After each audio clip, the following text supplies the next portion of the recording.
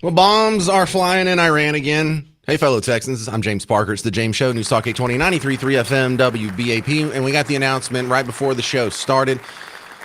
CENTCOM has the announcement over here on their Twitter feed. It says, as of 2 p.m. Eastern time today, so 1 p.m. real time, U.S. forces began conducting a new wave of strikes against Iran for the sixth consecutive night to further degrade Iranian military capabilities. I thought it was just the fifth consecutive night. I don't know. Maybe I'm off. Or maybe, look, they are 8.5 hours ahead of us in Tehran. I don't know why the half is thrown in there. So right now, it is 10:36. Now, yesterday we had something similar to where they said we started strikes at 2 o'clock our time. Well, after the James Show completed last night, CENTCOM put another tweet up about yesterday's round of strikes.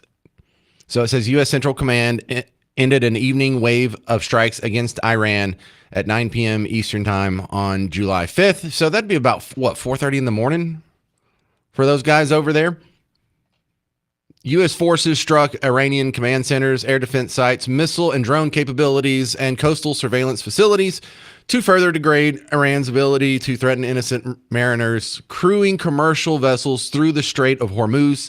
CENTCOM used precision munitions to hit targets in multiple locations, including Bandar Abbas, and I don't even know where that's at. Earlier this morning, American forces struck coastal defense and cruise missile sites on the Greater Tunb Island. It's spelled T-U-N-B, and I've never said that word before, so a little grace, please.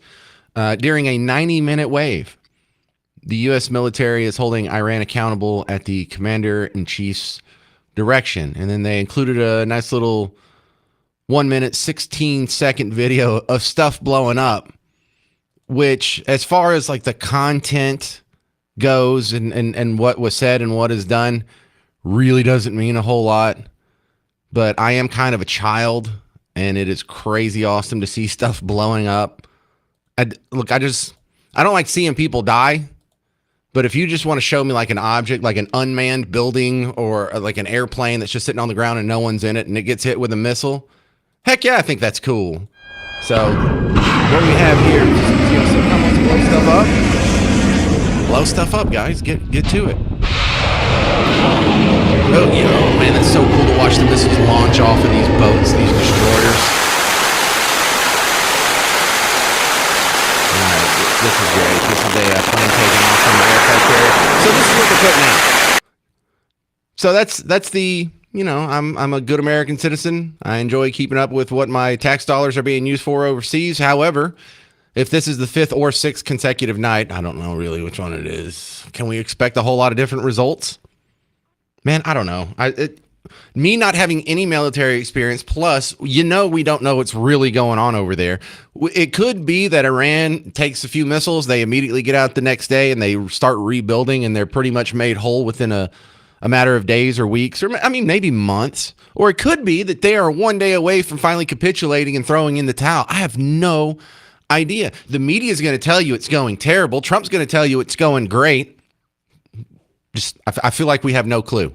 I feel like we can't trust anybody, and we're not going to find out for a long time what this was all about. 800-288-9227, 800-288-9227. Now, coming up tonight, Trump is doing a speech where he's asking the networks to interrupt their prime time. And Carolyn Leavitt hinted in her press conference earlier today that this would be focusing on some election integrity issues. Now, that was immediately interpreted as he's going to come out and question the election integrity of the 2020 election, which there's a lot of smoke around that one. It could just be about the SAVE Act. She was intentionally coy about it, and I'll be playing that. I'll be playing some clips from that press conference later. But we are going to break into that tonight, and maybe he'll be addressing some of this Iran stuff too.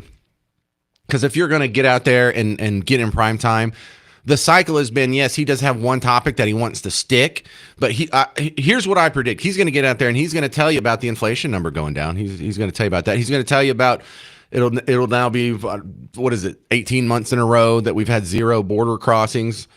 He'll tell you everything that he wants the American public to hear that he doesn't feel like is getting mentioned in the rest of the media.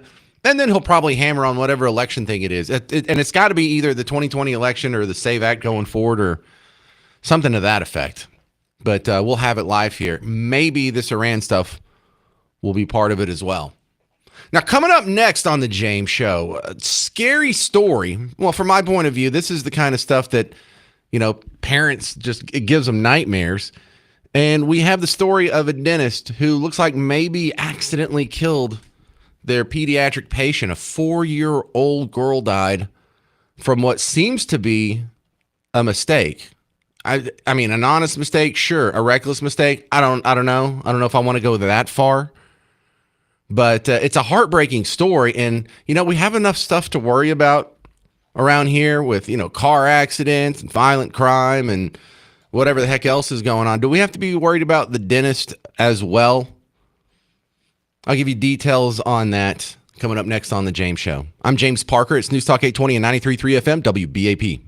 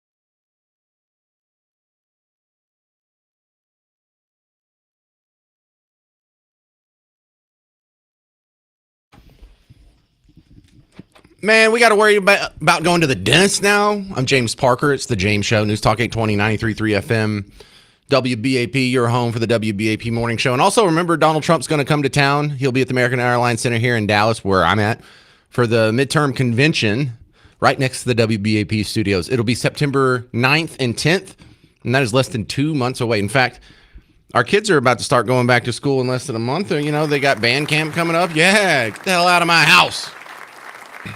No, but here's the scary story. I heard this one out of Fort Worth, and man, some people, you just wake up and you assume that when you go to bed that night, all your kids are going to be okay. And that's not always the case. Chris, police just arrested this dentist this afternoon. She's charged with injury to a child and the death of a 4-year-old girl. Police say the girl died of a lethal overdose of opioid medication the dentist gave her before a procedure. Aitana Arriaga died back in April in Fort Worth. Investigators say the medical examiner told them she had twice the amount of Demerol in her system compared to what's safe for adults. An arrest affidavit says Dr. Chriselle Hemphill told investigators the girl lost consciousness when she started to wake her up from sedation. The dentist said she tried to give her a drug to reduce the effect of the sedative, but did not give her Narcan, which could have stopped the opioid responsible for her death. The little girl died at the hospital. Police say Hemphill failed to recognize the problem and didn't give the girl proper life-saving measures. And they say her pediatrician told investigators she didn't think the little girl even needed the procedure in the first place. Hemphill is still in jail awaiting bond. Damn. It sounds like about 10 things went wrong there. And can we just start to count them up? Number one, the dosage of Demerol, too big. Number two, when she started freaking out, the wrong response happened. But they just throw in at the very end what I think is probably the biggest problem we have at all, is that her pediatrician didn't think she needed the procedure in the first place. And so we've got a real dilemma here, because I think this might have happened to you at some point. This might have happened to most families. You know, when you have a dentist and they say you need a procedure, you just have to trust them. I mean, you can maybe go to another dentist and get a second opinion.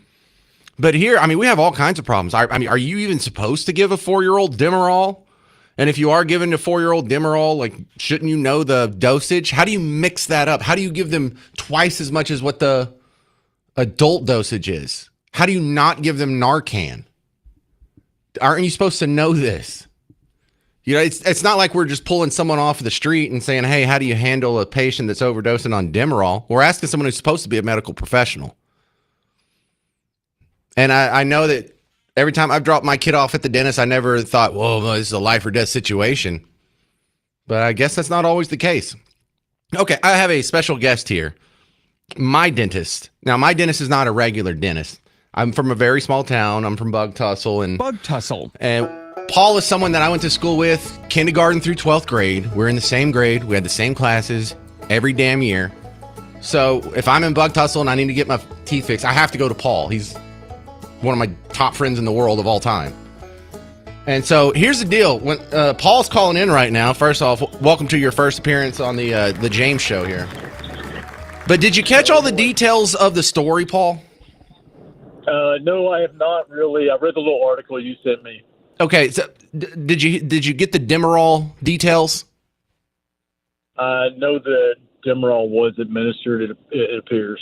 Okay, so along with some other drugs. So I mean, you know, we don't know what else was administered.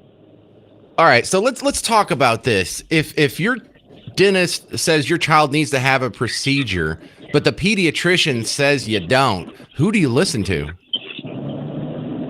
So the pediatrician said no, I would say no. Here, let me play the 1 minute news clip again. You mind? Can you hear okay? Let's try this. Yeah, I can hear. All right. Dentist this afternoon. She's charged with injury to a child and the death of a 4-year-old girl. Police say the girl died of a lethal overdose of opioid medication the dentist gave her before a procedure. Aitana Arriaga died back in April in Fort Worth. Investigators say the medical examiner told them she had twice the amount of Demerol in her system compared to what's safe for adults. An arrest affidavit says Dr. Chriselle Hemphill told investigators the girl lost consciousness when she started to wake her up from sedation. The dentist said she tried to give her a drug to reduce the effect of the sedative, but did not give her Narcan, which could have stopped the opioid responsible for her death. The little girl died at the hospital. Police say Hemphill failed to recognize the problem and didn't give the girl proper life-saving measures. And they say her pediatrician told investigators she didn't think the little girl even needed the procedure in the first place. All right. Dennis, Paul, have you ever heard of someone dying at a dentist before? I'm not even sure if I've heard of this in my entire life. I have heard of one other case. Yes, I have. In your entire life? Was it similar to this? Was it a child, or was it someone who was probably the opposite, maybe really old and frail? No, it was a teenager. All right. Do we have to be worried about our kids at the dentist, Paul? I would say no. All right. Well, how do you prevent this from happening to your kid? Well, I would refer my kids to the proper pediatric dentist. How do you know who's the right one? I mean, and I can't speak on the behalf of this dentist, but I mean, most pediatric dentists I know are going to take that child to the operating room and do anything they need to have done there. I know that's how the ones where I live operate. See, I've never had to think about this problem because, if I need a dentist, I go to you. But when you live in a big city and there's a bazillion dentists and you don't know anybody and you just moved here and you've got a kid that's having, they got teeth, how do you pick out how do you know if you have a good pediatric dentist? You're going to have to read a lot of reviews. That's it, just reviews? I would read reviews. You can, you can look at the facilities they're in. Whether they're sedating or whether the anesthesiologist is sedating. I don't work on children in this manner. If they need behavioral management to the point where they have to be sedated, then they're going to go to the pediatric dentist. And most of them, if they can't handle them with nitrous in the office, they're going to take them to the operating room and let the anesthesiologist sedate them. Well, you've never given me Demerol. What's that all about in the first place? You think that's a behavior thing and not even necessary for the procedure? I don't even prescribe Demerol. Like, it's nothing I've ever prescribed. I would not use it as a sedative medication. And I am not personally trained to use Demerol as a sedative medication. That's beyond the level of sedation I provide. All right. Well, thanks for a little bit of insight. I mean, I feel a little bit better. I get concerned that, your kids need to be safe in all these facets, but it sounds like something that's super duper rare. So thank you, Dennis Paul from Bug Tussle, for giving us an assist on that. 800-288-9227. I have some response from your neighbors I'll share on the deadly dentist in Fort Worth coming up next on The James Show. News Talk 820, 93.3 FM, WBAP.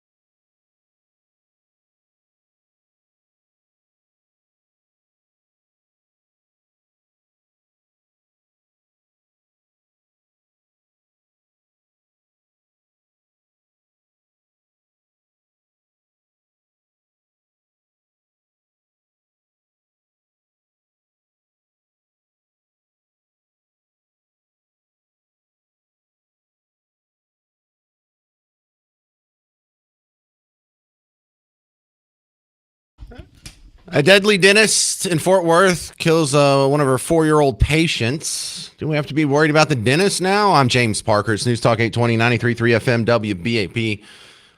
Before I get to the phones here, I'd like to go ahead and point out, let me do my annoying Austrian economist thing where I show you that all this licensing and regulation and the certification of the schools and having the proper tests be taken and whatnot didn't save this 4-year-old girl's life. What's the point of all of it? The point is so this doesn't happen. Because I say when we need to get rid of like government licensing and we need to get rid of like government telling you what you have to do, what hoops you have to jump through to be an XY, whatever your chosen profession is. These things are better left to the private sector.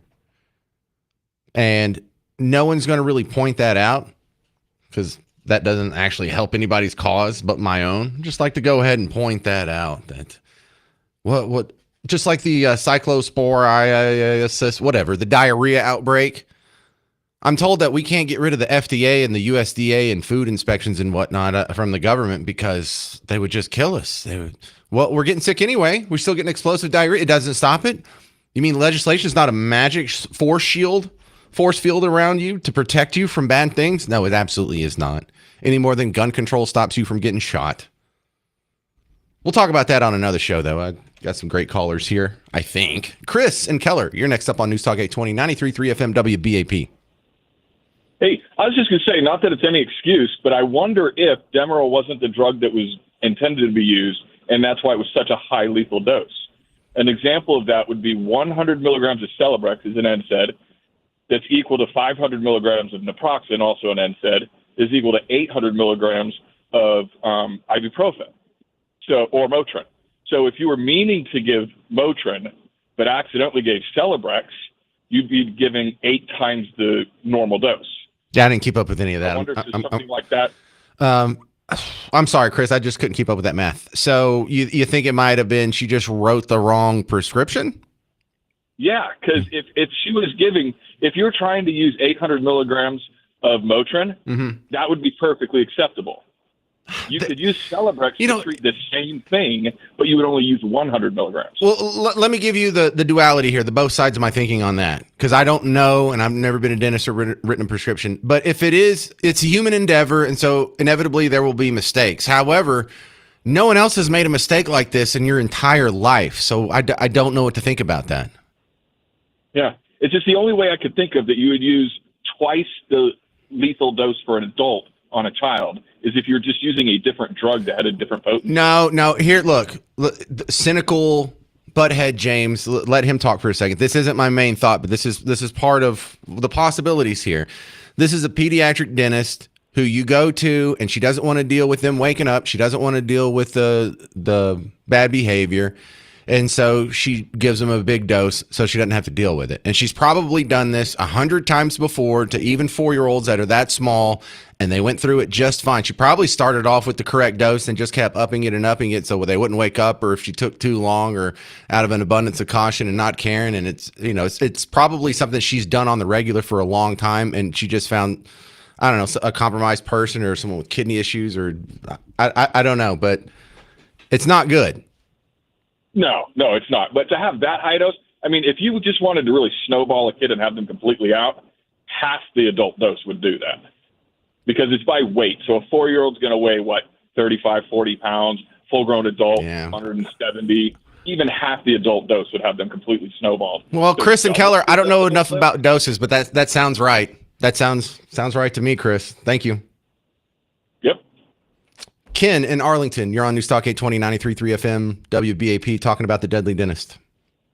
I'm wondering about the resident status, because when this was in 2004, my dad had a rental in Branson, Missouri, but the Skaggs Medical Center up there was honoring medical degrees from foreign countries. 4 out of every 10 of those doctors was from a foreign country, and they had a foreign medical certificate. And I'm just thinking that if she's a dentist, I don't know if it's a legitimate dentist or not, got her training outside the country and knew what she was doing of, look, Ken, and all that other stuff. I think you'll agree. Her name is Chriselle So there's no one from another country. Well, I don't want to say no one, but it's the more likely scenario is that she's a native. She is a black female, the doctor, and so that's kind of a quirky African American name. So and there's nothing wrong with that, but the speculation that happens under the comment section, and this is terrible because a 4-year-old girl died here, and it's not really a good time for scoring political points. But people were pointing out, well, was she a DEI hire? Was she a DEI student? Was she a DEI admission into dental school? So I'd bring in the question of the status. First of all, the status of if she's from a foreign country, because I mean, just because I don't know the name, if it's a typical name or anything like that. I mean, if you listen to Chris Crock, he would say, "Oh, remember that word? He did that stint." Oh, I had a friend. His name was Listerine. You know how they name their kids different, screwed up names. But that's what I would be questioning. That if she got her medical degree outside the country or a dental degree, I'd bring that into question. Well, look, her name is Chriselle Hemphill.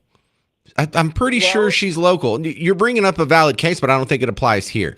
Is all I'm saying. Well, hemp hill is, I mean, if you go into these other countries and stuff like that, hemp hill is what I think it's in Zimbabwe or Kenya. No, come on, they do Ken. have American. It's a black person with an English name.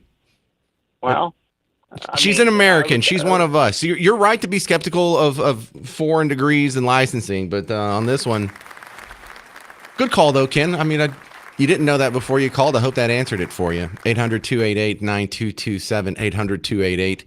800-288-9227. I'll give you some more My Hot Opinions on the deadly dentist in Fort Worth coming up next on The James Show. News Talk 820, 93.3 FM, WBAP.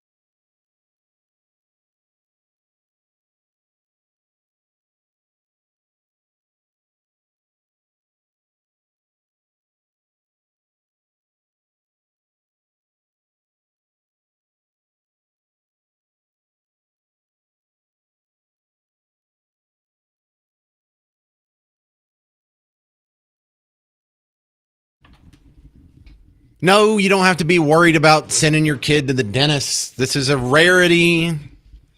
You're probably fine. Probably. I'm James Parker. It's the James Show. News Talk 820, 93.3 FM, WBAP. Remember the WBAP morning show whenever you wake up. But if you're just joining us, I'll play the report real quick. A Fort Worth dentist is arrested for what seems to be getting about 10 things wrong on a 4-year-old. Chris, police just arrested this dentist this afternoon. She's charged with injury to a child and the death of a 4-year-old girl. Police say the girl died of a lethal overdose of opioid medication the dentist gave her before a procedure. Aitana Arriaga died back in April in Fort Worth. Investigators say the medical examiner told them she had twice the amount of Demerol in her system compared to what's safe for adults. An arrest affidavit says Dr. Chriselle Hemphill told investigators the girl lost consciousness when she started to wake her up from sedation.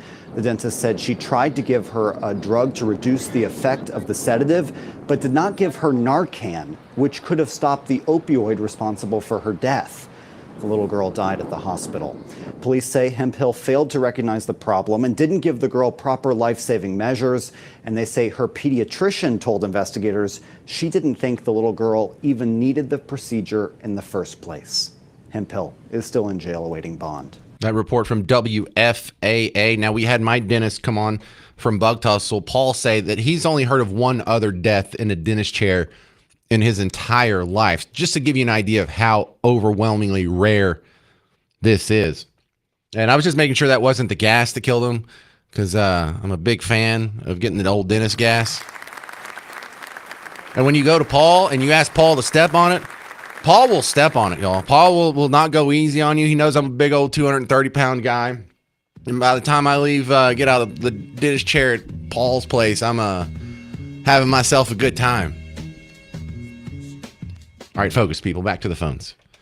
This is Cleo in Plano. Hey, welcome back to the James Show, Cleo. Hey, James. Okay, so I know you don't want to talk about the dosage thing, but I'm going to give you a personal story. The what thing? This woman may not have known so I'm going to give you a personal story. You don't like the dosage thing, but I'm going to give you a personal story from me. Oh, dosage thing. Dosage. Okay. Okay. Yes. Okay. She may have been tired. She may have been exhausted. She may not have been able to reverse the effects because she didn't realize the amount of medication she gave. Long time ago, probably 40 years ago, I used to be a vet tech, the senior technician. I had to come back at 3 weeks postpartum because someone quit. And they said, oh, you're going to get fired too, even though you're doing a good job, because we need to have, at least 2 people here. So we had a dog that was attacked by another dog, and I'll never forget it because it's the only animal I ever blotched. It was a 4-pound Yorkie. I was supposed to give it 0.1 phenobarbital. I was so exhausted and tired, I gave that dog 1 ml. So I tried to reverse it based on the dosage that What does that do? Is that like make the dog trip? At the time? No, it puts them to sleep. Phenobarbital is also what they use in human euthanasia, but it's also a common anesthetic used also by humans, and veterinary medicine is still used. But if you're not careful, you can stop something from breathing. Wait, did you kill that dog? So I didn't realize what I did. Yes, I did. I killed the dog. Yes, I'll admit that. I'll fully admit that. Oh, my God. I was written up. I was on probation. But in all fairness, I did have to come back at 3 weeks postpartum. My boss came over to my house all nice with his wife, gave me a gift, and basically said in 2 weeks, hey, I know you thought you were going to get 6 weeks off, but so-and-so quit. If you don't come back too, we're going to have to replace you. Sorry. Here's your little gift. Bye. Have a good day. So I was like on fume, and I was just really sleepy, and I couldn't focus. And I thought about what I did, and you have to write down, what you use of that. And I looked at what was in the bottle, and I looked at what was left in the bottle and what I put down, and that's when it dawned on me what happened, because we couldn't figure it out. All right. Because I was literally considered the best there was to do that. So she may have been tired. That's not an excuse. It's not, but that may have been what had happened. And the reason she couldn't reverse it is because she really didn't realize what she had done until after it happened. That sounds very plausible, Cleo. No, it's an explanation, not an excuse. No, great story. Thank you, Cleo. Now we go to John in Dallas. Hey, John, you're on News Talk 820, 93.3 FM, WBAP. And good afternoon to you. The problem with this Well, first of all, let me say I'm a physician. I'm a critical care physician, have been since the late 70s. That's the intensive care unit, and we put people to sleep and wake them up all the time.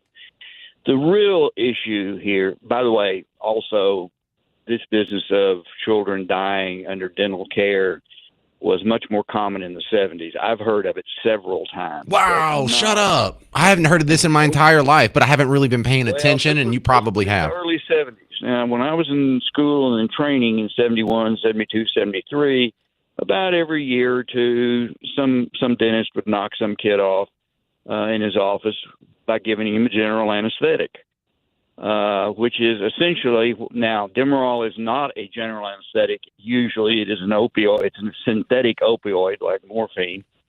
But the real issue here is standard of care, and that is, what should she have been doing? And the problem is, she violated the standard of care by giving a drug that can affect respiration and apparently having no one available or herself not being able to manage an airway. Yeah. That is to get a tube in her and or reverse the drug she gave. Hey, John, I got like 15 seconds. I just looked up. Okay. But anyway, I think it's a standard of care thing. Most dentists won't give a general anesthetic in their office anymore for exactly this reason. Well, thanks for sharing that. And thanks for sharing that you've heard of more dentists killing their patients before, because I've been kind of ignorant on the subject. DFW relocation specialist put a couple of comments on the YouTube feed right now. She said the doctors from Louisiana got her training at Mahari Medical in Nashville. And she said if you read her reviews online, other parents have said they heard their kids screaming for their life. So that's probably why she over-sedated this one. Interesting theory from an online commenter. More on the deadly dentist in Fort Worth next on The James Show. News Talk 820, 93.3 FM, WBAP.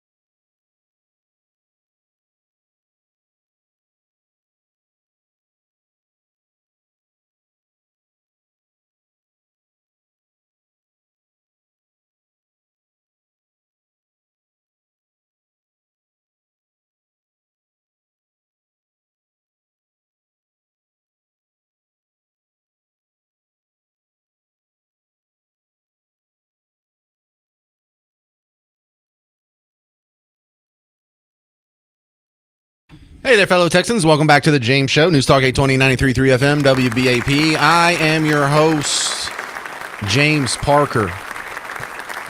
Listen, I have one more call to take on this Dennis situation, and then we're going to move on. But we're going to be staying on local news for a while because there's just so much going on. But get ready for the... I had to learn a new word today. Cyclosporasis. I like saying sporasis because that's a bad word. Cyclosporasis. Anyway, you'll hear my thoughts on this outbreak and why I'm not concerned about it.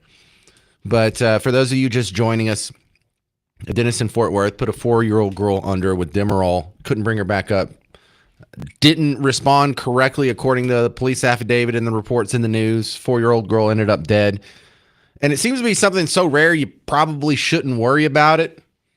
But if you have kids and you're picking out a pediatric dentist and they want to put your kid under, maybe you want to look into that a little bit more. Kelly in Dallas, you're on News Talk 820, 93.3 FM WBAP. Hey, how you doing? You there? Yeah, great. Go ahead. Hey, great. Yeah, man, I just had wanted to comment on a caller a couple of calls ago. The lady who had killed the dog accidentally, she said. Cleo. You know? Yeah. I just, man, I watch your show every day, going home, love the show. But, man, I could not stand the tone that she was so lighthearted about killing this dog because she came into work sleepy and gave it too much. And it was almost like she was giggling about it. And I just wanted to say I found that disgusting because, hey, that's someone's family member.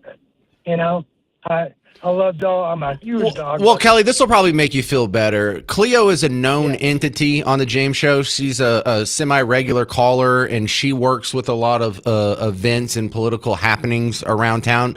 So I've known Cleo for probably 6 years or so. She works in the medical industry now, so she does not take this kind of stuff lightly. That was a nervous, uncomfortable laughter coming from her, not that she enjoyed killing a tiny dog. That was just her being nervous and not knowing how to handle it in a public sphere.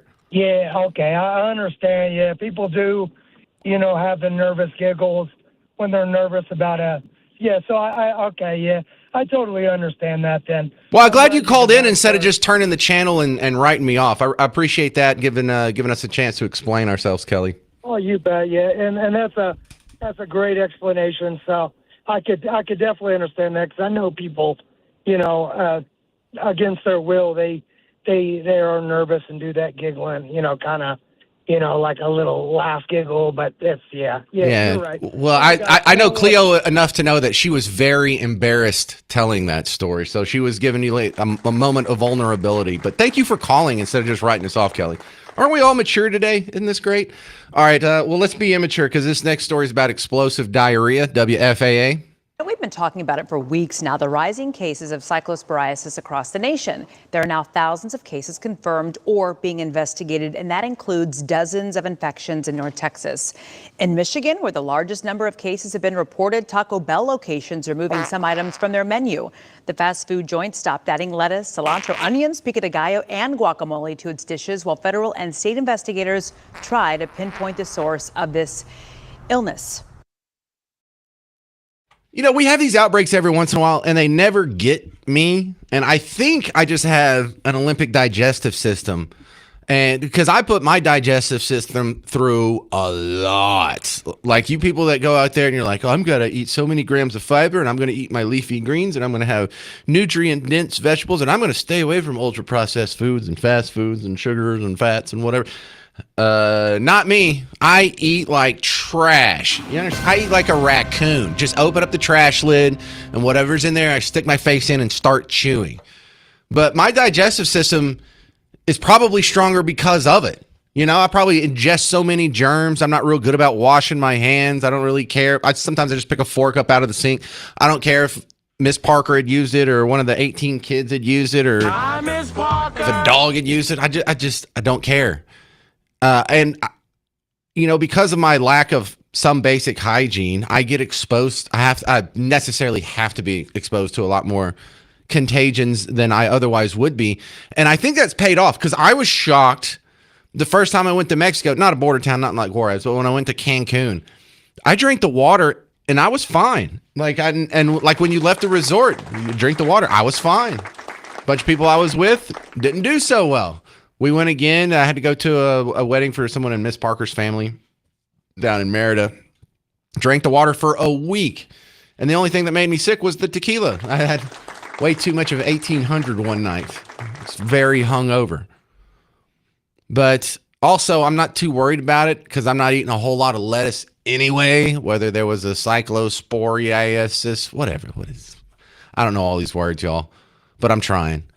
So, yeah, a lot of people are really concerned about this. They're cutting out the lettuce at the Taco Bell.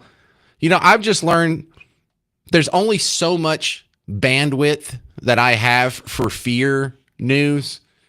And I don't have enough bandwidth to be scared about lettuce. I just don't. Y'all go ahead and you have your scary outbreaks. Oh, look, there's been a recall from some lunch meat, or there's been another outbreak from some. I never care about that. Just whatever it is, I'm going to eat it. Worst case scenario, I get the runs. Whoop-de-doo. It's not even that bad anyway. 800-288-9227. 800-288-9227. Coming up next, we're going to talk about this death from a house fire at a hoarder's house. And I guess that was an issue that might have cost somebody their life. Details coming up on the James Show. News Talk 820, 93.3 FM, WBAP.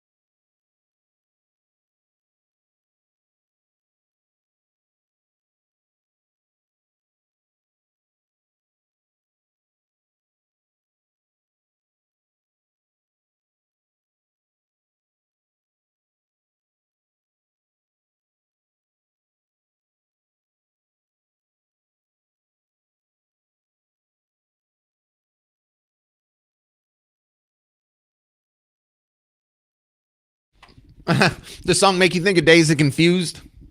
I'm James Parker. It's the James Show. News Talk 820, 93.3 FM, WBAP. A strange death happened. I do not celebrate this. I am so curious about this weird compulsion of hoarding, where I'm not sure if I've ever heard of anyone dying of hoarding before. But WFAA had the story this morning. I don't know. I've been thinking a lot about this because you saw this. You probably seen Hoarders, or at least clips of the TV show Hoarders from 10 whatever years ago on TV. But my question is, how common is this? I think this is a lot more common than I give it credit for. Yeah, Matt, we just got the update from Fort Worth Fire, and they confirmed one person did die in this home behind me. They said they got the call around 2 in the morning. When they arrived, they saw the smoke, the fire from the front. So they made entry. They were able to find one person in the back, bring them out, and able to get them the treatment they need. They were taken to a hospital by helicopter, but the second person they found, they also had to physically pull out of the home, and they were not able to save that person. Also, with the fire and the effort to get them out, 2 firefighters also needed to have a minor treatment, they say. They're expected to be okay, but they did get a little bit overwhelmed, not only with the smoke and flames, but the physical activity it takes to get 2 people out of the home. And also complicating things more, I talked to the spokesperson with Fort Worth Fire out here, and they described this as a hoarder home, very packed and cluttered on the inside. And this is how he explained that can complicate the rescue efforts. It was what we call a hoarder home. So a lot of stuff just stacked up, doorways, windows blocked off, with just stuff that people collect over the years. Okay, so my first call out, are you one of these hoarders? And I don't mean do you still have like your old Nokia brick phone. I mean, do you have stuff packed up to where you have a trail that you have to walk through your house? If you happen to be one of those and you don't mind airing your business out in the public sphere, please give me a call, 800-288-9227, 800-288-9227. My second request, since I doubt these people will call, is somebody in your close orbit, one of these people. And again, I want a for real hoarder. I want stacks of stuff. I want trash. I want food stuff rotting. I want the path through the house. Because I joke, and of course it's a spectrum here. Because I think the lowest level of hoarding, like Miss Parker is probably the lowest level of hoarder. Hi, Miss Parker. I have to have a rule with her. Like, if you're not going to ever wear that dress again, throw it away. Because she will say, I don't think I'm ever going to wear this dress. And then she will put it back in her closet. And I'll say, well, if that's the decision, why aren't you putting it in the trash? I don't know. Maybe I can give it to somebody, or give it to Goodwill, or give it to the kid. Look, throw it. If you know you're not going to use it, throw it away. The next level of hoarder is probably Miss Parker's mom. Now, Miss Parker's mom doesn't want to throw anything away that she thinks could be useful, but she doesn't keep trash. She doesn't pile up trash on the counters and on the floor, and there's not a walkway through her house. But to give you an example of the next level hoarder, from Miss Parker's mom, well, I'm really airing them out today, aren't I? Is a couple years ago, her mom had died, Miss Parker's grandmother. And so she was in her 90s. And when you go through a 90-year-old's house, you find some weird things. And we got a couple of boxes of stuff that my mother-in-law thought we would want or maybe could use. And in the box, I kid you not, was an old caller ID box, like from a landline phone. For like a little telephone cord, you had to plug in the telephone cord in the back, and then you had to take another telephone cord and plug it in the back of the ID box and then run it into your phone. The other one went to the wall. She had one of those. Why didn't you throw that away? Well, I don't know. Maybe you knew someone that could use it, or you could use it. Who has a landline? It's already, because this was 2 years ago, it's already 2024. Who's going to get a landline for the rest of my life? I am not going to need this, and I'm not going to know anybody that needs this. This is closer to a museum artifact than useful. But man, I saw these people on TV, and I remember talking about when the show came out, and I had a few friends in my close orbit that knew somebody like this. There was a sponsor when I was on a previous radio station. His sister was one of these people, and she was in her 60s, and he described it just the way it sounds on TV. And he hadn't even seen the TV show. I was like, oh my God, are you talking about Hoarders, the TV show? He's like, no, I'm talking about Linda. That's not her real name. And he described that she just, like, she didn't throw any junk mail away. She didn't throw away any coupons.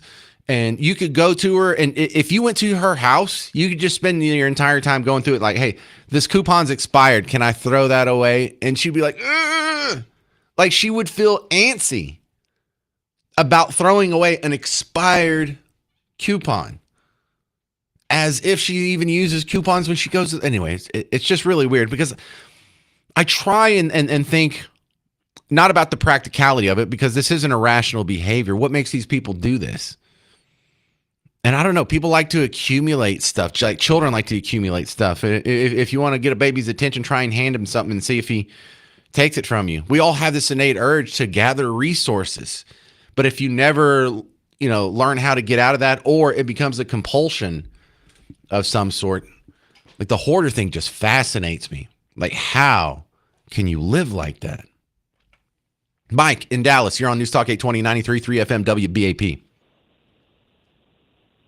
Yes. You there? Yeah, I'm here. Go, Mike. Oh, sorry. Yeah. So I grew up in a house like this, and my mother was a hoarder, and so was my father, and so was my grandmother.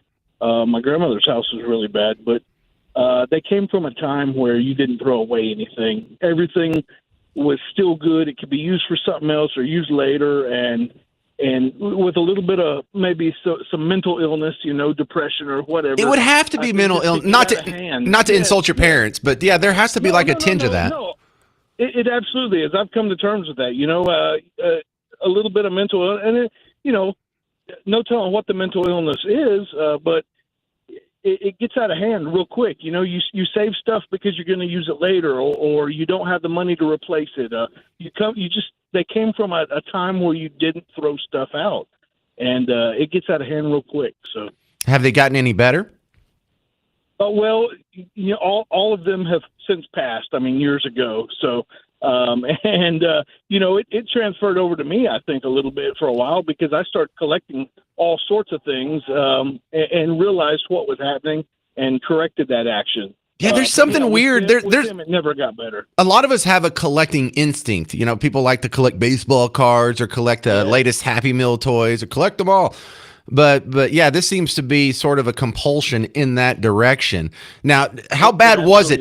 Did y'all have paths that you had to walk through the house? You did? Yeah. Oh, wow. Oh yeah. Yeah, there were paths, and luckily with my mother, she was very organized. Most everything was in boxes, labeled, but they were stacked floor to ceiling and in every room and in every closet. Okay. And it was insane. But doesn't that, what's that like when you're dating a girl in high school, and can you even bring her to your house without being judged? You can, but at first you don't want them to come in until they lie and say they need to use the restroom, and then you let them in, and then you get married, and 32 years later they're still your wife. So, hey, well, that's a happy ending. All right. So, how bad is your house now?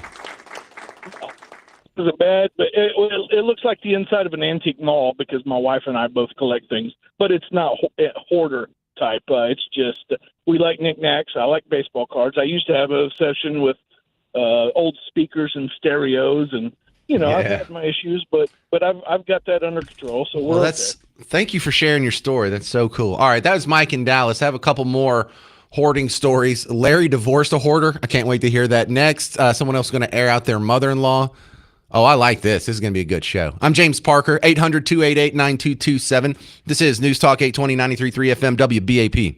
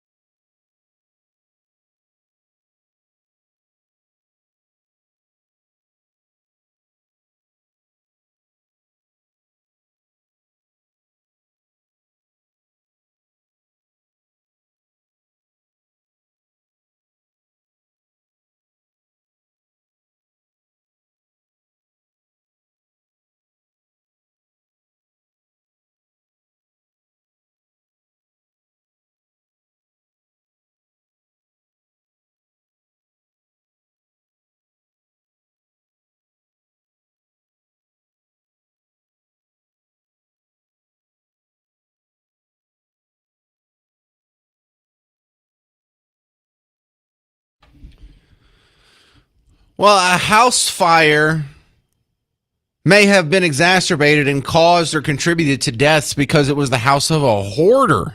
I'm James Parker. This is The James Show, News Talk 820, 93.3 FM WBAP. It just happened this week. One of your neighbors had a house caught on fire, and the rescue efforts were hampered by the fact that you couldn't freely walk through the house. You had to follow these paths, and it ended up maybe getting someone sent to the hospital and a couple of firefighters getting hurt as well. Then I put the call out there to share your stories with the hoarding and how bad it can be, because I think we all understand this is a spectrum, and there's people who like to collect a little too much stuff, and then there's the full-blown hoarders that you can't even walk through their house.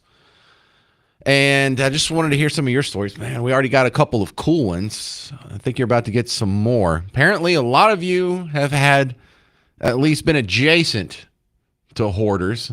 Let's go to Larry. This is Larry in Hallettsville. You're on News Talk 820, 93.3 FM WBAP. Are you in Hallettsville right now? Yes. Brahmas. Well, I'm not in town, Hallettsville, but no, I'm at my place. Okay. Well, I mean, are you listening over the air? Are you listening on an app? Oh, well, right now I'm listening to you on my phone, but yeah, I listen to you on iHeart. Great. So tell me about your experience with hoarders. Well, first of all, let me address the fire department. I served as a volunteer firefighter. So I'd probably say all fire departments, if they are aware of a hoarder's house, they have a list. Now, a firefighter is obligated to save someone if they think someone's in a burning home. Otherwise, they just go into defensive posture and just let it burn, because it's not worth risking a firefighter's life to fight a fire to save the structure. Agreed. Okay. So tell me your personal experience with hoarders. Yeah, poor thing. She hoarded herself right out of a house. Who is she? Couldn't even live there anymore. Who is she? My ex-wife. You divorced a hoarder? Correct. So you lived with a hoarder? Well, for about 20 years. Was she a hoarder when you lived with her and you were constantly fighting it? Oh, yeah. And it just progressively got worse. But the reason for my call is it's right now it's considered to be a psychological situation. And like you would expect, or what you were thinking about, it's much more pervasive than people realize. So my conclusion after all these years is that it's going to have to be treated more than just psychological, because it just gets to the point it's downright criminal, because it's not a victimless crime. I mean, my children suffer, I suffered, she suffered. Firefighters are subject to a bad situation if it catches on fire. So how do we help these people? Do you have any wisdom on how to make the situation better, or what can fix them? Nothing fixes it. I mean, there are psychiatrists that say it's treatable, but well, see, we were kind of, I don't know if you were listening yesterday, Larry, but we had on Dr. Matt Chalmers, and we were talking about how GLP-1s and GLP-3s and these drugs that people are using to lose weight also help with addiction. He was also talking about how psychedelics can help with addictions, ayahuasca, DMT, psilocybin. This sounds like something that would be in that arena. If you treated this like an addiction and you gave them some of these other alternative treatments, maybe that could rope in and start helping some of these people too. What do you think? Well, it's possible. I mean, it's worth a try. But you didn't see her go through any therapies or drugs or treatments for that? Oh, I went down every road I could possibly think of, and she was not cooperative. Over 20 years, I bet you tried everything. Hey, thanks for sharing that, and thanks for the angle on with the firefighters, Steve. Very interesting stuff. This is Chris and Addison. You're on News Talk 820, 93.3 FM WBAP. What's your experience with hoarders, sir? Yeah, my mother-in-law was a hoarder. One of her good friends actually died from hoarding. You were talking about death. How? She had a friend in Connecticut. It was like 2014 that had so much stuff that her house collapsed, and she was found like 2 weeks later or something like that. somebody did a welfare check on her, and they found her at the bottom. I think the first floor had collapsed with so much stuff on it. I don't remember all the details, but I think you can Google it. That sounds vaguely familiar. Like she crashed in her basement and then she couldn't get out of the pile of crap and just eventually died. Oh, maybe it was the same woman, or maybe this has happened multiple times, but that sounds vaguely familiar. My mother-in-law had a 5,000 square foot house in Scranton, Pennsylvania. That's big. Literally paths. Like she's slept in one recliner in a guest room. And you could get to that room on the second floor and maybe to the bathroom, and that was about it. She lost her water froze one year, and she just stayed in the house. Went to her sister's house and brought 5-gallon buckets to flush the toilet, and the entire basement flooded, and she just left it, and it was really bad. She had her mental health issue is she would go to CVS and buy whatever's on sale, and come home and throw the bag of 15 toothbrushes in the corner. And when we tried to help her clean up her house for a reverse mortgage, I found about 85 bags of those dating back to 1985 in receipts, because they were still in the original bags thrown in the corner. And she had no interest in what they were. It was the buying it that was her. Okay, so 2 quick questions, because I'm running out of time for this segment, Chris. So did she start out, like when you met her, was she normal and she progressively got worse? When her husband passed away, I think he controlled some of it and kept her from doing too much. But, I mean, she had National Geographics, every one of them since 1962. So, I think this is a long-term thing. Yeah. Next question, Chris, is you said this killed her? No. Well, she lost her house. The bank ended up taking it from the reverse. She got the reverse mortgage. We got that taken care of, but then she stopped paying the taxes on it, and they ended up condemning the house and all those stuff because of the water leak and stuff. So where is she now? She's in a state-controlled retirement home at the will of the state, and even her own daughter can't talk to her anymore. Is she a victim of trauma? Did she have some sort of, I don't know, something that triggered a PTSD? Because this sounds like the response or the behavior pattern of someone who's constantly scared or constantly worried about something. You would think so. She was raised very silver spoon in hand. Her husband had $1 million when they retired, and she didn't have to work, but once I think something triggered when he was gone that just got substantially worse. Well, dang, Chris, you made it all sad now. But thanks for sharing your story. On one hand, I'm making fun of these people. On the other hand, I really do feel sorry for them. Something is wrong, and they are not comfortable in their own skin. And I guess collecting stuff gives them a little bit of a dopamine hit that makes them feel better. We'll continue sharing the stories of your neighbors' experiences with hoarders. Now that's gotten somebody killed, maybe we should talk about this. I'm James Parker. It's News Talk 820, 93.3 FM, WBAP.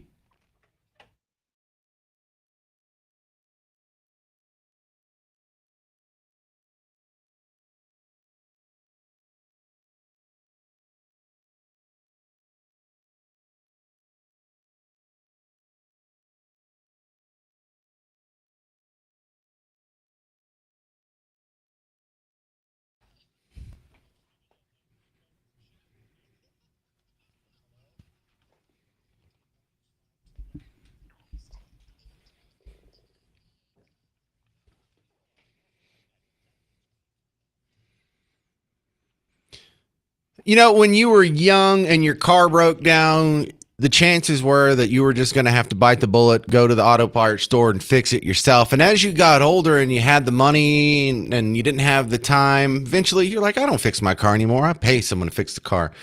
When you first got a house, you probably made a whole lot of the repairs. Did you actually scrape off the paint and repaint the house? Because you're past that now. You have the money and you don't go get the cheapy paint and go do it yourself. In fact, it's time to upgrade. You've earned it. You've earned Rhino Shield. So you don't ever have to go through this painting process again. But look, not only do they do all the work for you, they do a much better job than you would ever do. They go prep the house. They fix everything. Like if you have a little wavy board or a little crack or a little leak or some of your soffit vents missing or something got chewed through, a little mouse hole, I don't know. But they fix everything up. Then they seal everything up. And then they do the primer, and then they do the nanoparticle coating, and it looks beautiful. And they do all the work for you, so you never have to go through that again. In fact, you'll never even have to go through Rhino Shield again, because once it's done, it is done. 25-year transferable warranty. Your house will look great. You won't have to lift a finger. In fact, it's even easier to pay for than ever, because they can put it on a low monthly payment for you too. So if your house needs to get fixed up, go to rhinoshielddfw.com.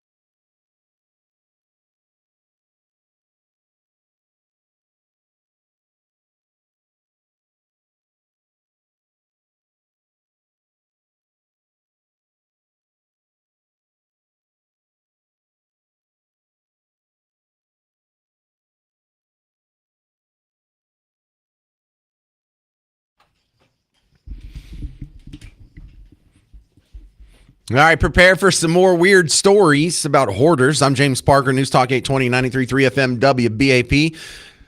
Good to see you again. If you're just joining us, a house fire in Fort Worth was exacerbated because the house was occupied by hoarders. Might have gotten somebody killed, might have gotten some firefighters injured. And I think we have all either seen an episode of the old TV show Hoarders, or at least some clips. And I'm starting to think this is more common than me or you suspect. And so I've had people call in with their hoarder stories, and my jaw has been dropping with every call. Don't even bother calling in. The lines are full. David in Weatherford, you're on News Talk 820, 93.3 FM, WBAP. Your experience with hoarding. Yeah, I'm actually, what you call it, the next level hoarder. Did. And I was a mechanic, I used to be a mechanic anyway, and so I all kinds of useful stuff, what I consider useful stuff, I've taken to where I label my tins with dates, and I just don't even look at them anymore. I just throw them out after like 2 years.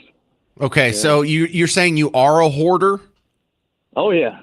Do you have the pathway through your house? No, my wife keeps that in check, but my shop and my office is loaded with just old computer parts, truck parts, and things like that, and things that I've worked on. And like that, now it's gotten to where I put them in totes and I label them with a date. And if after a year or two, if I haven't looked in it, I just throw the whole thing away. Well, that sounds like you have the hoarding impulse, but you're also able to sort of regulate yourself. Yeah, but if I open up the tin, open up the tote, and I look into it, and then I start going through it. And then you don't want to throw it away?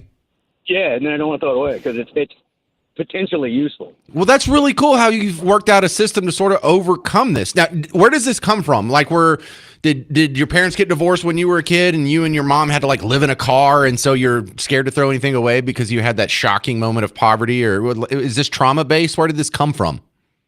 Well, I mean, we grew up poor, yeah, but I see potential in everything. I make things and build things, but I don't know. I have a hard time throwing stuff away. Well, I hope what you said can help someone else out there, because maybe if you use the David and Weatherford method, you can sort of overcome it. My tip that I have is it used to be not be something I had to deal with because I would move every 6 months because, you get an apartment lease for 6 months, maybe every year. And so you end up throwing stuff away, anything that you don't need every time you move because you don't want to move. And my rule was if I haven't used it or worn it since the last time I moved, it got thrown away. And so then I had to put in the 2-year rule. If I have a shirt that I haven't worn in 2 years, I throw it away. And the only exception to that is my tux, because I don't wear a tux every 2 years. In fact, kind of rare, but I do have a tux. This is David in Carrollton. You're on News Talk 820, 93.3 FM WBAP. Hey, James. My brother and his wife in Indianapolis are severe hoarders. Define severe. And it's going to actually kill her. They're about 60 years old. When you go into their house, you have to walk a path to get to the master bedroom, and it's maybe 2 feet wide. Wow. And to get to the bathroom, the boxes of stuff are stacked like as high as they can reach, almost to the ceiling. And I went up for a funeral a few months ago of an aunt that died, and I went to their house before we went to the funeral service, and their kitchen table is stacked halfway to the ceiling, every inch with stuff, and they've got 2 chairs they can sit in and hold their plates to eat. And when they go to the grocery, she'll buy all of her stuff. It's mostly her, but my brother's kind of got caught up in it. If she likes a certain kind of lemonade, she'll buy 10 gallons of it. She'll say, I want all that there is on the shelf. If she has certain dinners she likes, she'll be like, buy everything they have. That's the one I like. I want to make sure I have it. And I was going to fix a cake for them, and I opened some of the cabinets, and they had like 10 boxes of flour, 5-pound bag things, and I'm like, it's all expired. It's like 5 years old, and she buys all this stuff that she thinks she'll use, but she's paranoid she'll run out. And then when they go out to dinner, she'll see the menu and she'll order, say, 2 appetizers and go on about how they're both her favorites, and she'll order 2 entrees for herself, and she can't even eat half of it. And then she'll box it up and take it home and cram it in the fridge, and she'll sit there half the night trying to gorge herself before it goes bad. That is so interesting. Is she, I don't mean to be mean here because I'm not judging her. Just, is she huge? Is she very overweight because of this? She's 300 pounds. The doctor told her that she probably won't live 2 more years if she doesn't change her habits. And my sister's a nurse, and we've told her, you know what's going to happen. It's going to kill you. And she said, I know, but I want what I want, and I want my way. And my brother just lets her have her way. But yeah, we know we're going to lose her in the next year or two, because it's not only hoarding items in the house, and the sofa, there's nowhere to sit. If you go in their house, the sofa's stacked to the ceiling. That's like the people on TV. Yeah, exactly is. They're absolutely that bad, but she's also killing her health because she hoards food the same way. And, you know, I mean, my sister's a nurse and said, you know what it's doing? And she said, I do, and I don't care. I'm going to do what I want till I'm gone. It's very much an addiction. So- It's almost like, hey, it's not crack. That's what I have to tell my kids about video games or watching dumb stuff on the phone. It's like, it's not crack. You don't have to like totally ignore and screw over the rest of your life because you're focused on this so much. Man, this is some wild stuff. Well, we have more stories coming up on hoarding. I have an update on the Iran situation. This will be the 5th or 6th night. We started a new bombing campaign, and you'll get updated on both. I'm James Parker. It's News Talk 820, 93.3 FM, WBAP.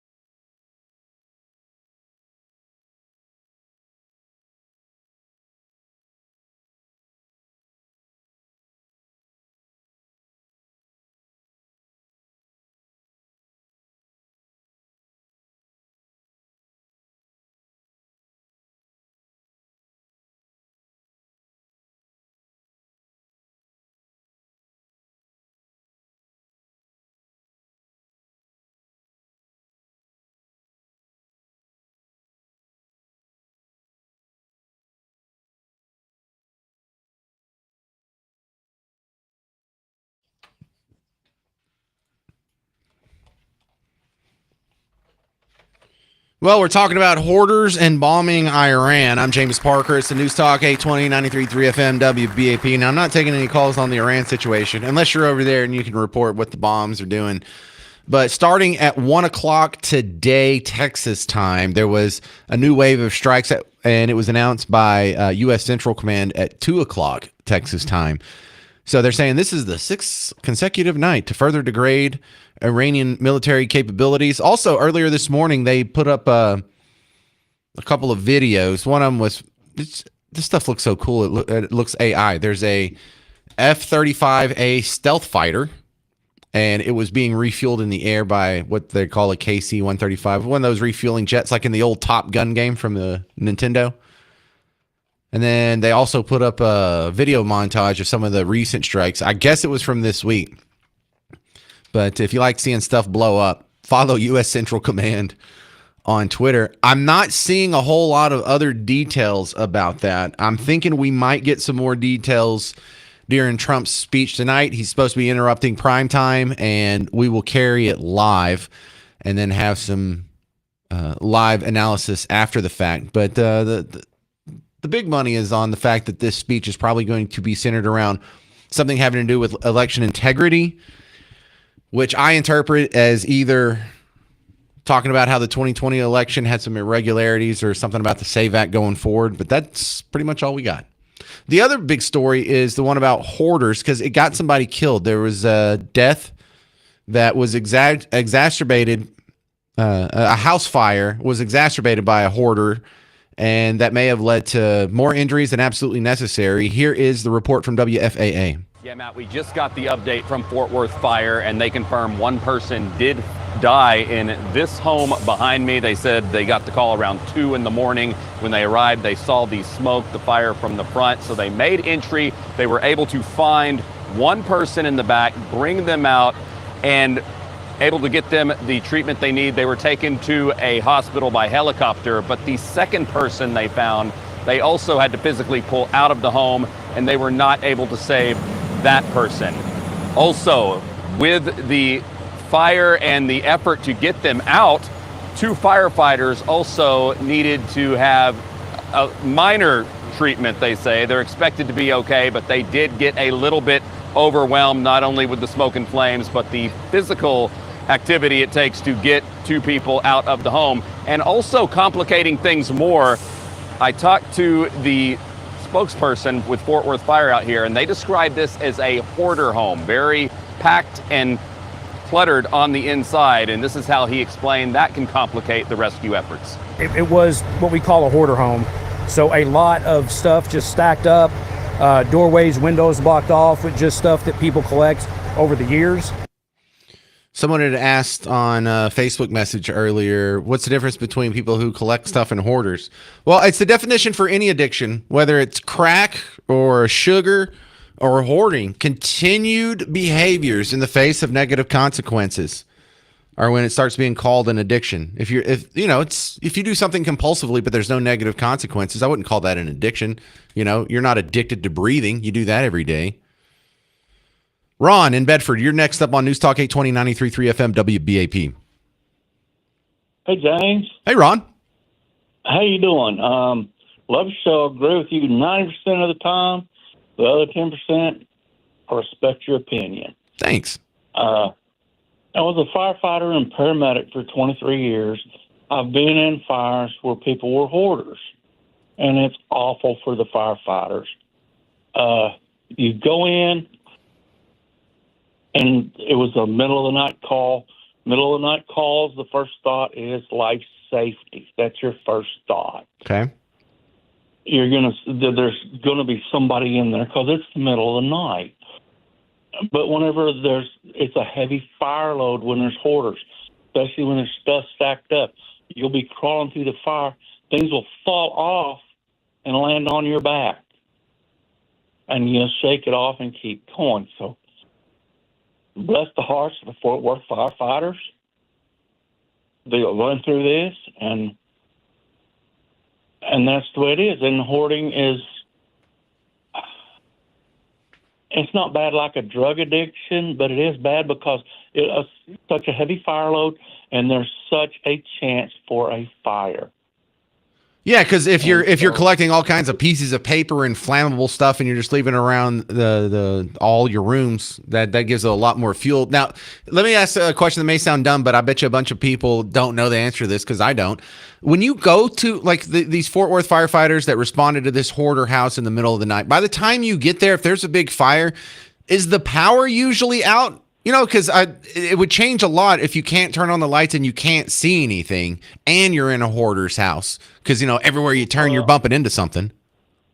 You're not going to be able to see anything, especially in a house like that. That's why you'll see firefighters crawling. Okay, if you can't see your feet, get down. Right. Heat rises, heat pushes back down on you, and then you get into, if it gets hot enough, you get into flashover conditions, smoke explosions, things like that. So you get down and you learn to control the fire. Well, when there's such a heavy fire load, there's such a heavy smoke, it's hard to find the seat of the fire. And you've got to find the seat of the fire, which is where it originated, knock it out, and then go from there. How often did you see hoarder homes? Because none of us really have a good idea of how prevalent or how frequent this compulsion is. I've seen them three times that really come to memory. One was a lady that she actually killed herself in front of us. She was a hoarder. There was problems. She poured gas on herself she set a fire. Oh my She God. set the fire on the second floor. We were going in looking for that. Looked over, there was a lady. We were screaming, get out. She poured gas on herself and lit herself off. What was that about? Ron, why are you telling me hellish stories? You're going to give me nightmares. What'd she do that for? She died, so I will never know. That's God, you had to go through this as a firefighter? You had to watch someone self-immolate? Yes. All right. Well, thank you for your service. I feel like you're a military veteran if you've had to see all that. Round of applause for... I'm not. I was never in the military. I know, but it feels like the same way. Like I have a big appreciation for people who have a job that exposes them to trauma. I mean, that's one reason why we hold first responders in such high regard. Thank you, Ron in Bedford.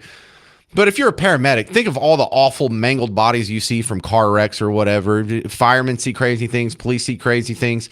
Our soldiers, our military veterans see crazy things. ER doctors see crazy things. Prison guards. There's all kinds of people out there who just have chosen a career that is necessarily going to expose you to traumatic things. And that's something that... I mean, that's one of the bright, shining aspects of my job. You know, it doesn't pay that well, and there's no job security, and half the country or half the people listening think you're a racist, sexist, bigot, and homophobe. But I don't have to expose myself to that. I don't have to watch someone self-immolate. No one's ever shot at me yet. 800-288-9227. 800-288-9227. All right, I'll pull it together a little bit. We'll discuss preview of what's going to happen with Trump's speech tonight. And Carolyn Levitt had a press conference where she answered a couple questions I think you'd be interested in. So keep it on the James Show. News Talk 820, 93.3 FM, WBAP.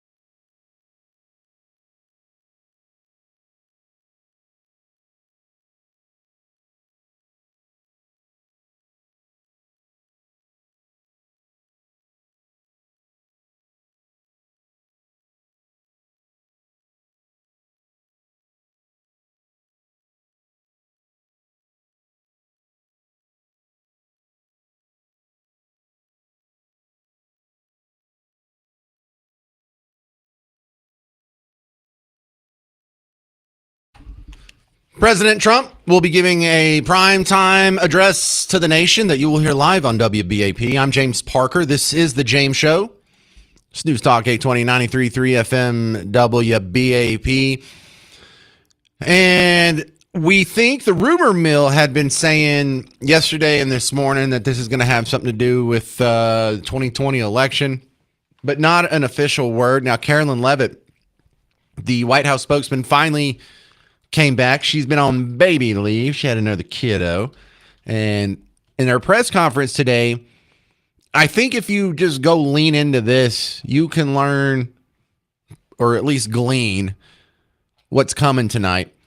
Because when she goes out there, before she starts taking questions, she lays out the talking points. She lays out of all the things in the world that are going on. This is what the White House wants you to know the most.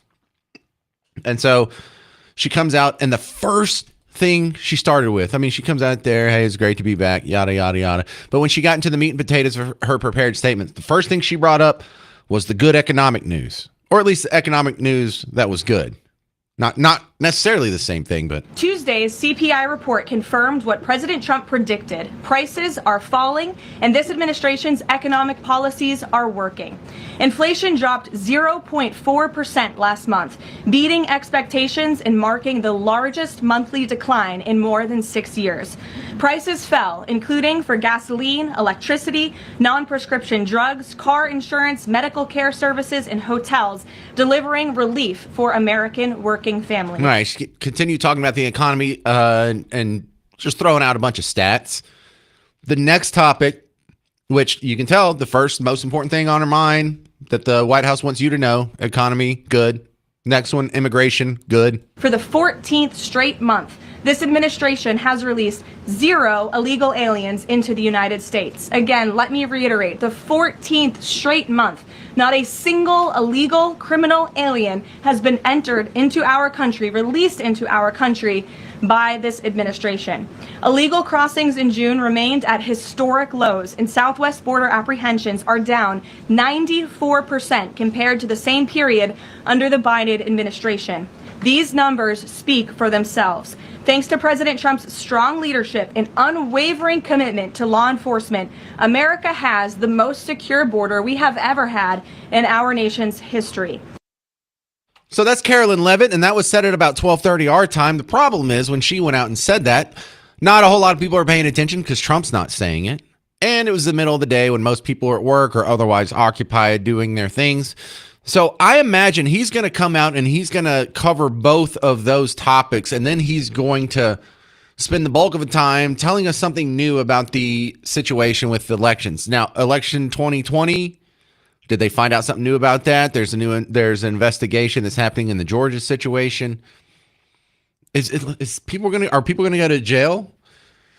But I don't know. It could be he's looking forward, and there's some new information about the SAVE Act. Or he could be spelling out all this problems that happened with the election that just happened in California, the Spencer Pratt one.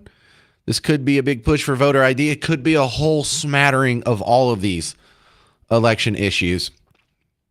But when it came time for the question and answer session, I found it very frustrating because the number one thing that the media asked about, I think there were 7 questions on it. It was the story about the corrupt teleprompter runner. Do you know what I'm talking about? Did you hear this story? I heard this on Markley, Van Camp, and Robbins. The main teleprompt operator for Trump had won over $100,000 doing prop bets on like Polymarket or Kalshi, or I don't even know which platform it was. But since he knew the content of the speeches ahead of time, he would go and take a bet on, here's $100 on whether or not he says, absolutely or truly or bigly, something like that. 7 questions were asked about that dude. We're in a war. You get that. How crazy is it that we found one corrupt thing that happened within the Trump administration? They've already dealt with him. He's been put on administrative leave without pay. They have an ethics clause anyway. That's what y'all were most concerned about. The second most frequent question was criticizing the content of the speech, and the speech hasn't even been delivered yet. They are just preemptively criticizing it before they even hear it. And here's kind of an example of that. I think this is the only part of the press conference left that you want to hear. We'll get to the rest of all of you. Thanks, Rachel. Thanks, Caroline. Welcome back to the briefing room, and congrats on your baby. Thank you. 2 questions, Sure. if I may. Oh, wait. Hang on. That's the wrong one. This is the right one. Caroline, welcome back. Good to see you. Likewise. To the degree that this speech tonight is about elections past, not elections upcoming, the 2020 election has had dozens of recounts, lawsuits, audits. 2024 election widely believed to be safe and secure. There's not really any question about that. A lot of people look at this. Because it was too big to rig. Well, I think a lot of people look at this There's a and massive wonder, amount of votes for this president. That's why he's in the Oval Office right now. No one disputes that. And there were a significant amount of votes for Joe Biden, who won in 2020. I mean, I think the question is, why is the president unable to let this go? Well, first of all, Garrett, I think part of the problem is that the media has refused to acknowledge that tens of millions of Americans across the country share the concerns of this president about the sanctity of our elections. And your premise of your question, you're jumping ahead to a conclusion in this speech before even hearing it yourself. I think that everyone should tune in tonight, including the people in this room, and you should report on the president's speech and the findings that he is going to reveal in this speech with a little bit of honesty and a little bit of integrity, because it will shock you if you have an honest eye listening to the president tonight, and everything he is saying will be backed by facts and by evidence that will be provided this evening. And again, Garrett, I think all Americans, Democrat, Republican, should agree that we are the greatest country in the history of the world. We should have the safest and most secure elections in the history of the world. And what the president will be speaking about tonight will show you that perhaps that is not the case, and we need to make some adjustments moving forward. So just imagine that question. Why does he care? Why doesn't he just let it go? You mean that an election was stolen? You think we should just water under the bridge? Why do we care about that? Because the obvious answer is, look, if there was an injustice, it'd be nice if we got the truth. Number two, maybe so we can prevent this from happening in the future. But I'm also going to play you some audio in the next segment that shows how they did not let it go when they had the fake storyline that the election wasn't so secure in 2016.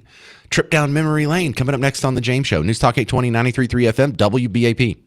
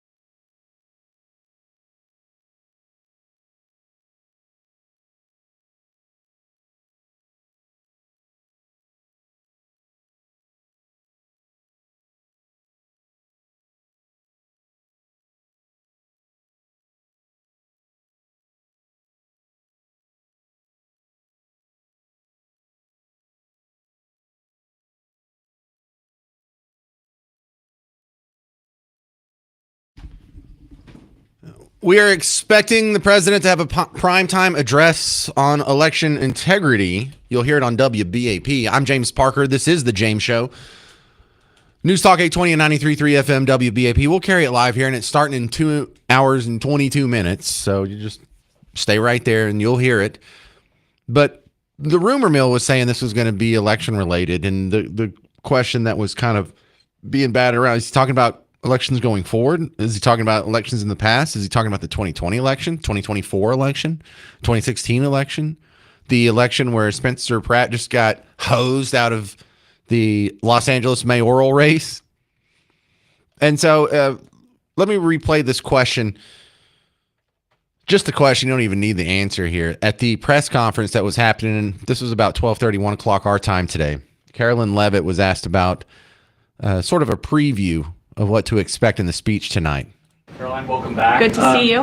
Likewise. So did agree that this speech tonight is about elections past, not elections upcoming. The 2020 election has had dozens of recounts, lawsuits, audits. 2024 election widely believed to be safe and secure. There's not really any question about that. A lot of people look at this. Because it was too big to rig. Well, I think a lot of people look at this There's a and massive amount of votes for this president. That's why he's in the Oval Office right now. No one disputes that. And there were a significant amount of votes for Joe Biden, who won in 2020. I mean, the question is, why is the president unable to let this go? Let's get in the Wayback Machine. Oh, wow. I hit the flux capacitor. You and I are going to go back to 2017, 2018, 2019, 2020. Now, for Donald Trump's first term, he was elected at the very end of 2016. He stepped into office in January of 2017. For 2017, 2018, and 2019, the number one story was Trump-Russia collusion. No story got more headlines. No story got more airtime. No story got more column inches. We were talking about it on NPR. They're talking about it on PBS. They talked about it almost every day on MSNBC when it was still MSNBC.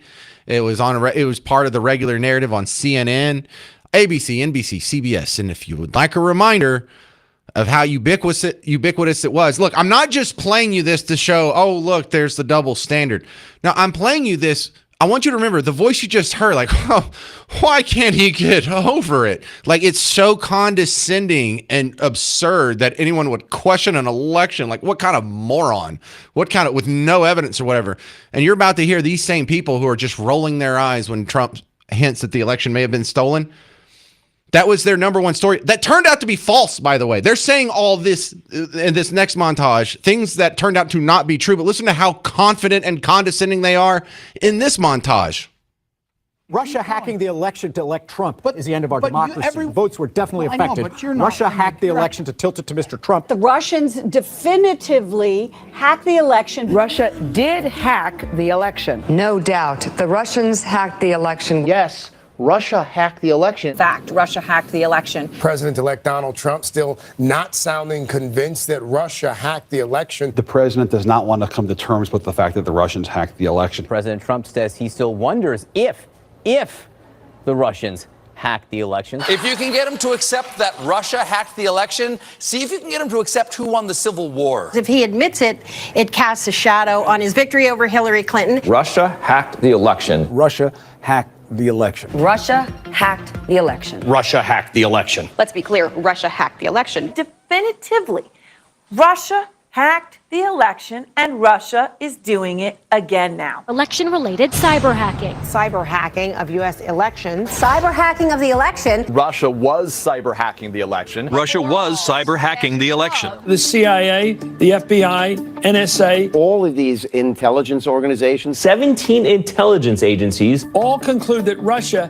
hacked the election. If we find out that Donald Trump just theoretically was colluding with Russia while they were hacking the election, that is completely impeachable. This dossier alleged a conspiracy between the Trump campaign and the Russian effort to hack the election. The director of national intelligence, the head of the National Security Agency, the head of the FBI, all of these intelligence experts saying Russia hacked the Russia hacked the election. The FBI, the CIA, the NSA, the former director of national intelligence, James Clapper, I mean, they've all said this. So to believe that that's wrong, you have to believe they're all involved in an elaborate conspiracy to get Donald Trump, which seems a little far-fetched to me. God, why can't they just let it go? If not for COVID in 2020, that would have been the top story for 4 straight years. They kept this thing going for almost 4 years, and it wasn't true. They had no evidence. They just had, well, some intelligence people seem to think so. Yeah, the same intelligence people that told you the Hunter Biden laptop was Russian disinformation, those people. Now, I'm going to play this again just so you can hear the dripping condescension and the 180 about face on questioning elections. Caroline, welcome back. Good to see you. Likewise. This is today. You did agree that this speech tonight is about elections past, not elections upcoming. The 2020 election has had dozens of recounts, lawsuits, audits. 2024 election widely believed to be safe and secure. There's not really any question about that. A lot of people look at this. Because it was too big to rig. Well, I think a lot of people look at this There's a and massive wonder, amount of votes for this president. That's why he's in the Oval Office right now. No one disputes that. And there were a significant amount of votes for Joe Biden, who won in 2020. I mean, I think the question is, why is the president unable to let this go? I'm James Parker. This is The James Show. News Talk 820, 93.3 FM, WBAP.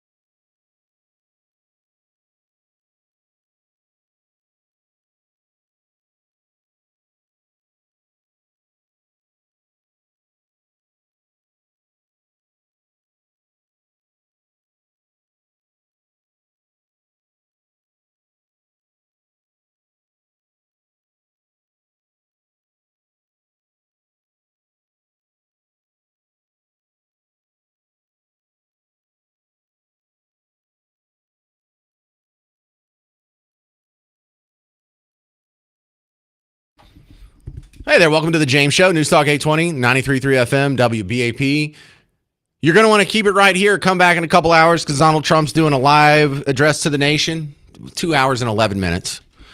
And we'll have it right here live. Then we'll have live analysis as soon as it's over. So there's no reason to go anywhere.